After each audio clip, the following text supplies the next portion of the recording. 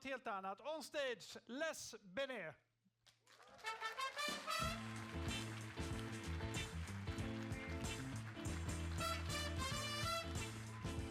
Welcome to Stockholm Media. Thank you.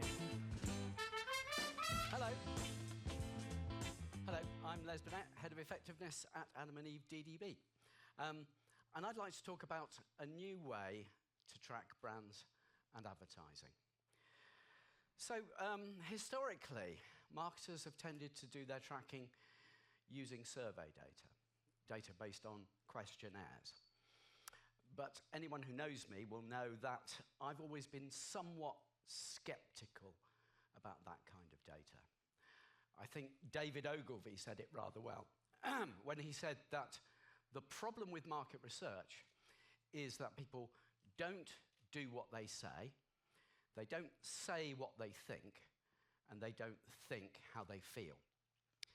So over the last few years, well, over the last 35 years, in fact, I've been often very struck by how weak the relationship is between those sort of tracking metrics based on survey data and actual purchase behavior. And so for the last few years, I've been spending quite a lot of my time looking at ways of tracking brands and advertising that are based not on what people say, but on what they do. And specifically, what they do online.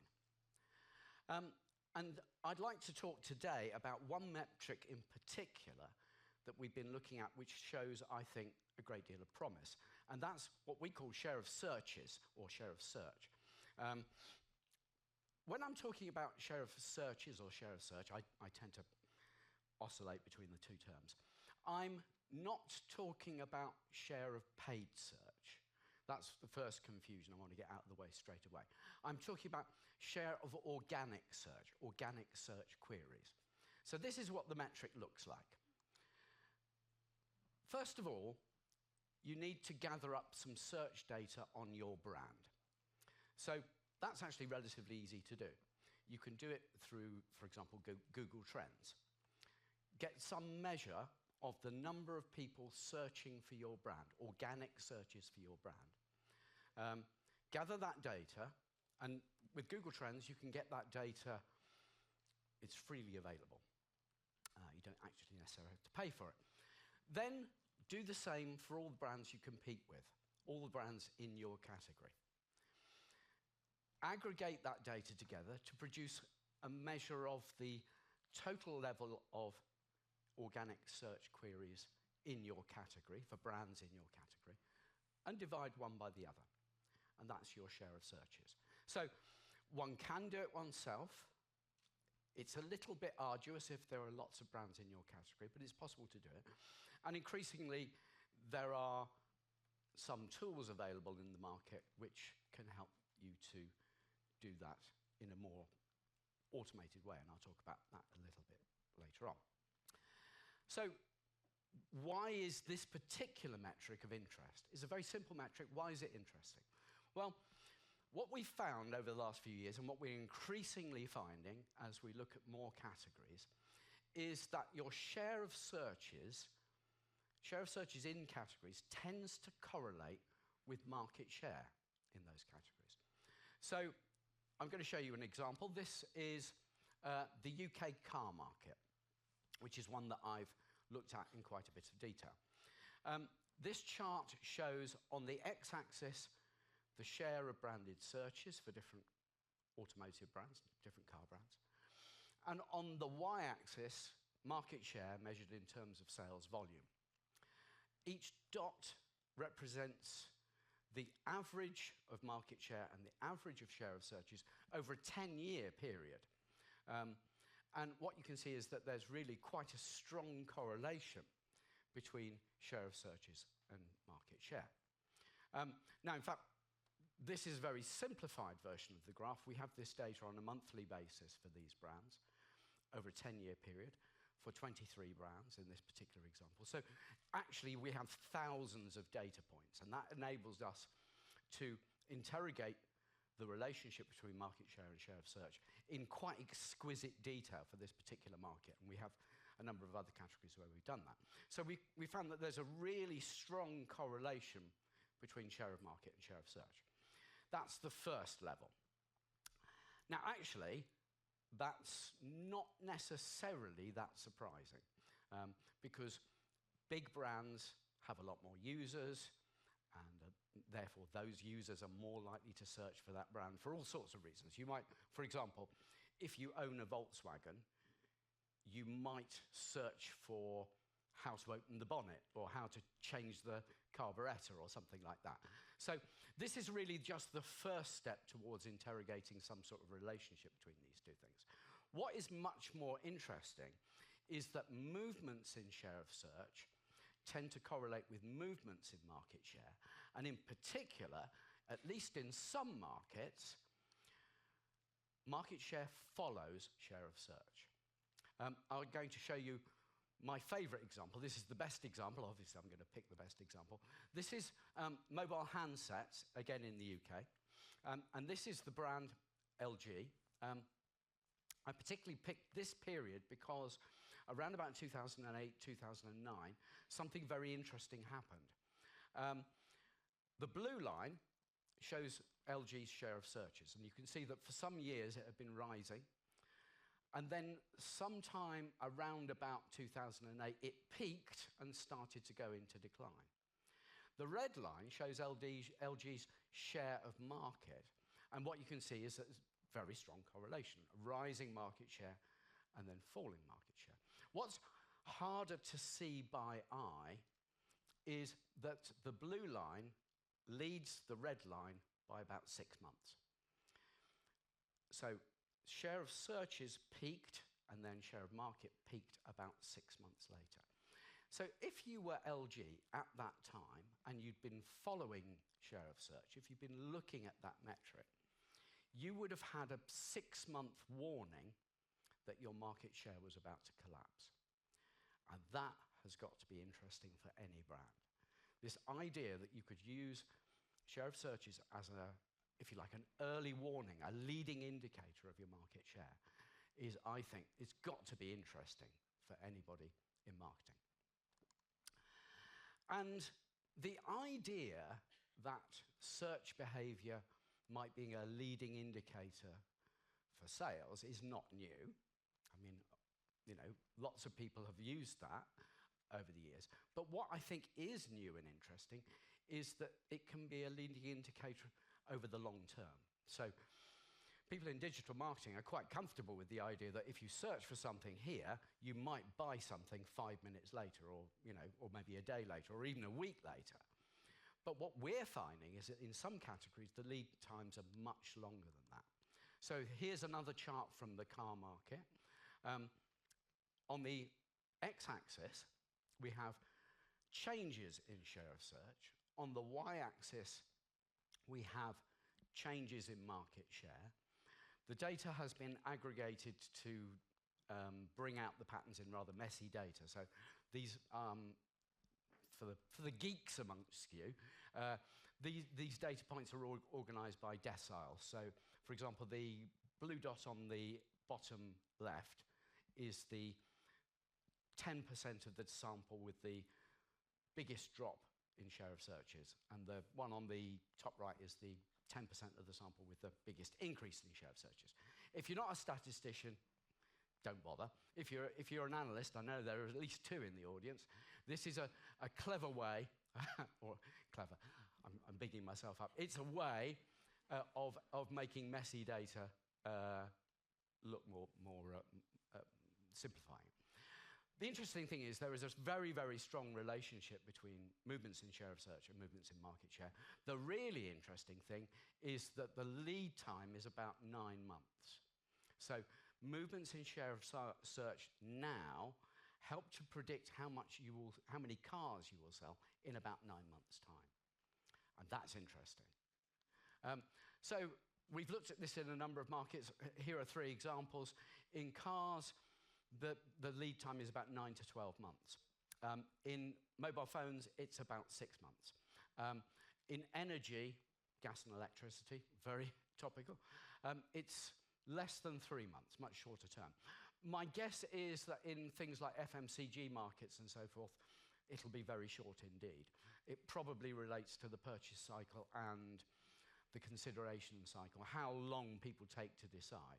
But certainly, if you're in a category where people do research and take time to choose the brand, this could be very interesting as an early warning symbol. Okay, so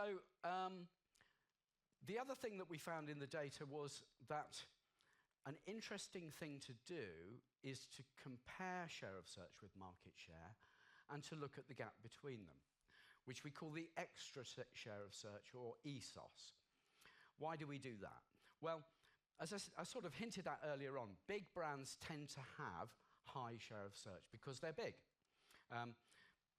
Small brands tend to get a lower base rate of share of search because they're small. What's interesting is, if you like, how high a share of search you get for your size. So if you punch above your weight in share of search, if your share of search is higher than your market share, what we find is that that tends to mean that you're going to grow. And if your share of search is low compared to your market share, that tends to mean that you're more likely to go into decline, all things being equal. So we look at this gap between share of search and market share, which we call ESOS, and we compare that against the rate of growth. So the blue line here now represents ESOS, the gap between those two. The red line represents the rate of growth in market share. And as you can see, they are clearly correlated with a clear lead time, a clear lag between the two. One predicts the other some time ahead. Now, again, the geeks of you out there may recognize this kind of behavior in that it's very similar to the relationship between share of voice and share of market, that many researchers, such as myself, famously Professor John Philip Jones, many people who work in media agencies, and even Ehrenberg Bass have looked at this and found this relationship between share of search and market share. So this is one of the reasons why you may have read, for example, Mark Ritson saying share of search is the new share of voice. It's not, but the relationship between share of search and share of market is very similar to the relationship between share of voice and share of market. More of that in a bit. So this relationship does raise the possibility that we could use share of search as an early warning system for brands, at least in high consideration, slow purchase categories. And we did that rather successfully for Volkswagen for a number of years. We used share of search. As you probably have spotted, I've been doing this for some years, so this, we've had time to look at this in quite a degree of detail.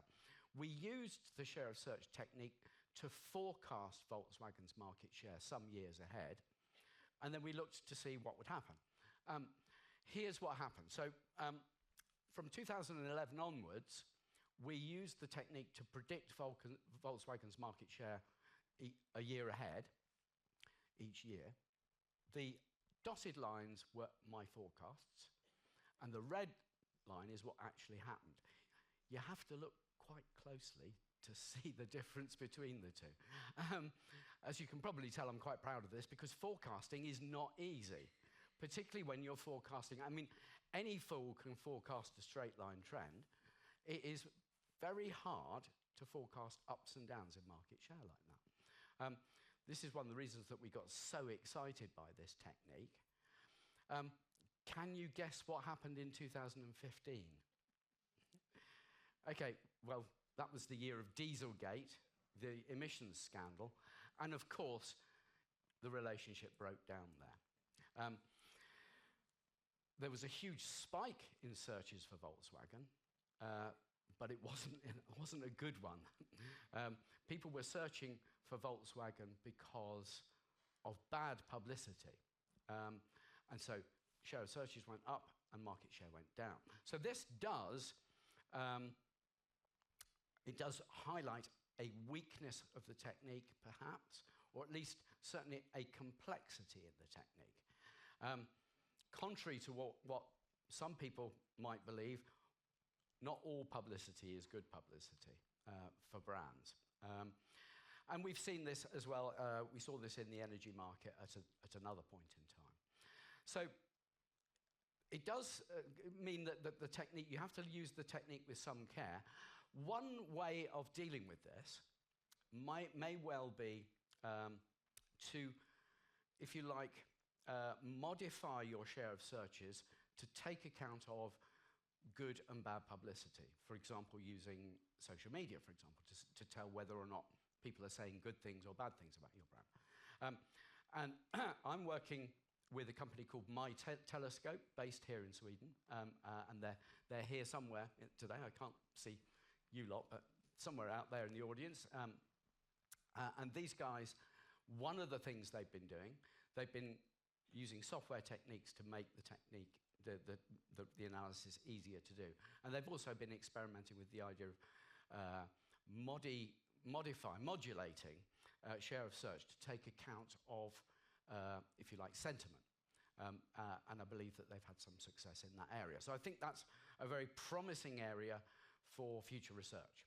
And it does highlight the fact that share of search is influenced by other factors, and also that the conversion of share of search to share of market is modified and modulated by other marketing factors. And that's another interesting application of the research.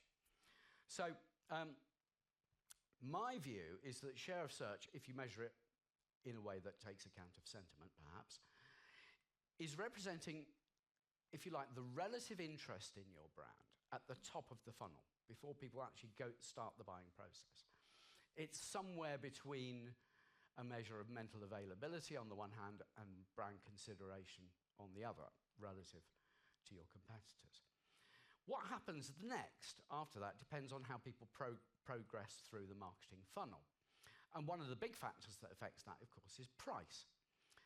And we're able to use share of search actually to analyze the effects of pricing. Here again is one from the car market. So what we've done here is on the y-axis, we've measured conversion. That's the ratio of share of search to share of market. It's a measure of the relative efficiency of conversion from interest to purchases. And on the x-axis, we've measured the relative price, the price of brand X compared to the market average. And what you can see is that conversion correlates negatively with relative price. The more expensive a brand is, the harder it is to convert. So, if we look at Jaguar on the bottom right, lots of people are interested in Jaguar. Jaguar is a brand that they love to own, but not so many people actually buy one because, I don't know if you know, Jaguars are relatively expensive. BMW, slightly higher up the curve, again, a brand that people would aspire to owning. And it does better than Jaguar at converting desire into sales. Volkswagen, slightly higher up the curve, does better still because, again, it's cheaper than BMW. And Citroën, further up the curve, does really well because it's quite a bit cheaper. So what you're effectively measuring here is the shape of the price demand curve. You can actually use this to get a rough idea of the price elasticity for cars on average. And the numbers that you get for price elasticity from this are rather similar to the numbers you get from other kinds of research. Now, you can also use this to get an idea of other demand efficiency factors. So if one compares Hyundai, Citroën, and Renault, for example, those brands are all at roughly the same price point, but what you can see is they have quite different conversion efficiency. Hyundai is much more efficient, given the price, at conversion than Citroën, and Citroën is much more efficient, given the price, at converting than Renault is. So there's something else going on there. Now, I don't know what it is, but this would be an interesting place to start from a brand, to say, if I'm Renault, why is it, given how many people are interested in my brand and how much I charge for my cars, why don't I do as well as Hyundai? Alfa Romeo, you can see, is much less efficient at conversion than Volkswagen. Why is that? I suspect that may be because in the UK, Alfa Romeo have a much smaller dealer network. I'm not sure. So I'm not giving you answers, but what I'm doing here is showing how you can use this to tackle interesting, and maybe even give you interesting research questions.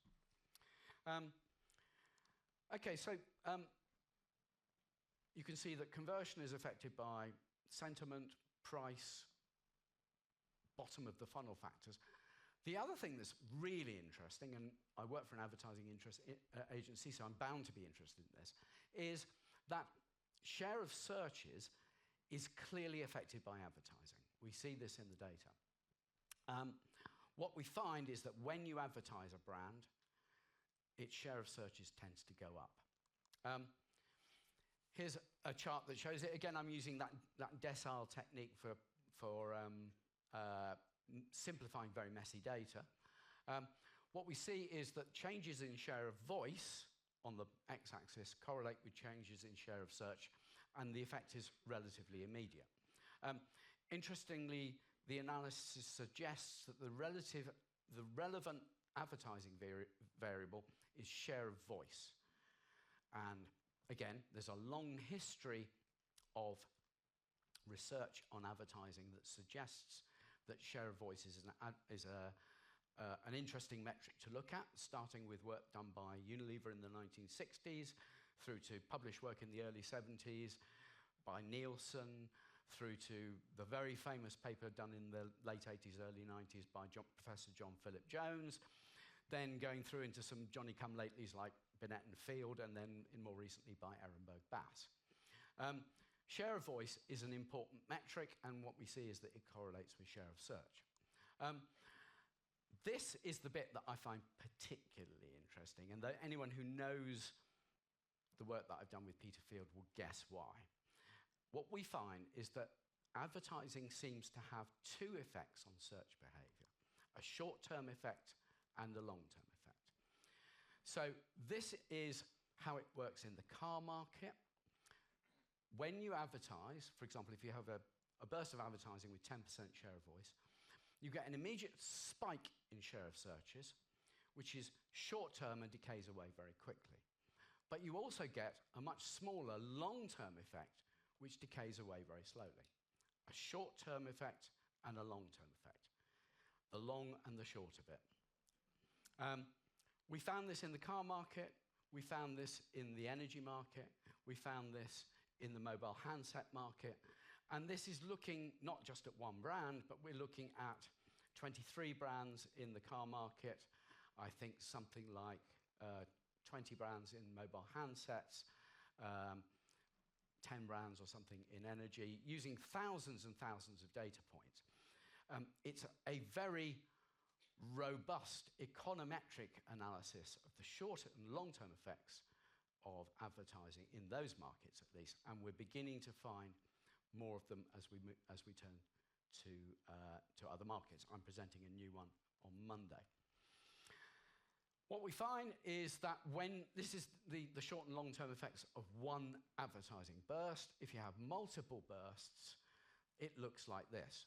A series of short-term effects, which are transient, and a slow, patient accumulation of long-term effects, which is really important for long-term growth. This is what we find in each of the markets that we looked at. And again, this is exactly, anyone who's seen the work that Peter and I have presented over the years will recognize that this is the version of our famous zigzag graph. And this is the thing that I find I was particularly satisfied with this, is that we find that if you look at the area under in the orange part of the graph and compare it with the size of the blue area, about 40% of the searches generated from advertising are short-term and about 60% are long-term. It's a sort of 60-40 ratio. And again, anyone who knows the work that Peter and I have done will know that that 60-40 ratio has come up before in our work. Increasingly, what we're finding is when you look at the short and long-term effects of advertising for real brands in real situations, about 40% of the effect is short-term and about 60% is long-term. Now, we have argued that when one is looking at budget allocation, for a sort of average brand in an average category, a sort of 60-40 ratio of brand to activation is a rough rule of thumb that is helpful. And it, in some way, which we don't entirely understand, it looks like this may relate to this 60-40 ratio of short and long-term effects. Here's an example. I mean, this is what econometrics is increasingly telling us when we look at sales effects of advertising. So this is a recent econometric study done not by me but by another researcher in London on a sort of financial services type brand, showing the effects of their advertising over time on their sales. And I think you can see it's very similar to the last graph. There's a short-term effect of advertising, shown in red, and a long-term effect, shown in yellow. And about 60% of the sales effect comes from the long-term effects, and about 40% comes from the short-term effects. So increasingly, both share of search analysis and econometric analysis of sales is beginning to corroborate the things that Peter and I have been saying from our own research. Okay, a couple of other things before I finish. The analysis shows that each brand has an equilibrium level for share of search and share of market. So this is from the energy market. What you see is if a brand, for example, consistently holds its share of voice at 10%, its market share will reach equilibrium at about 12% in this particular case, for this particular brand. So any brand has an equilibrium level. If its share of voice is above that equilibrium level, its share of searches will grow. If its share of voice is below that equilibrium level, its share of searches will tend to decline. And I mean, those of you who know share of voice analysis will again know that this is very similar to the sort of thing we see with conventional share of voice analysis. What is slightly different is that we find that for any given brand, there is a base level of share of searches. If a brand doesn't advertise, it will still get some share of searches from its user base, and that is also a kind of like a new way of thinking about the inherent strength of brands, which I think is quite interesting. So another metric to look at. Okay, so I'm going to finish off by trying to sort of pull all of this together to give you an idea of my theory, if you like, of how share of search relates to share of market. So share of searches is an interesting metric to look at, in my opinion. Any brand has a base level of share of searches which just represents, base demand, base interest in that brand, which is largely determined by the size of its customer base, but also determined by the strength of the brand. So, for example, not very many people own a Jaguar, but it's a brand that people aspire to, and some people will be interested in Jaguar just because of that. Share of voice then affects share of searches over and above the base level. It has both a short and a long-term effect. Then the conversion from share of searches to share of market is affected by other factors, particularly relative price and things like physical availability, and other factors at the bottom of the funnel. And then the conversion rate and the share of searches then determines your share of sales, and then share of sales then affects how your customer base grows. So I have finished clicking, so if you want to raise your cameras now, I can see you all doing that. This is our theory of how it works. I don't know if it's true. Increasingly, we're inviting other people to do the research to test these ideas, including my colleagues at my telescope here in Stockholm. I'd summarize it by saying, I think that share of search is a useful and interesting tracking and forecasting metric. it can track what people actually do rather than what they say. It's much less affected by other factors at the bottom of the funnel. So I think it gives a cleaner read of consumer demand than many other metrics, and that makes it a useful metric for tracking advertising effectiveness. And unlike other data sources, it's free. So I suggest you go and try it for yourselves, see if it works for you, and if you think it's interesting, maybe talk to these guys in Stockholm who are on your doorstep. Thank you.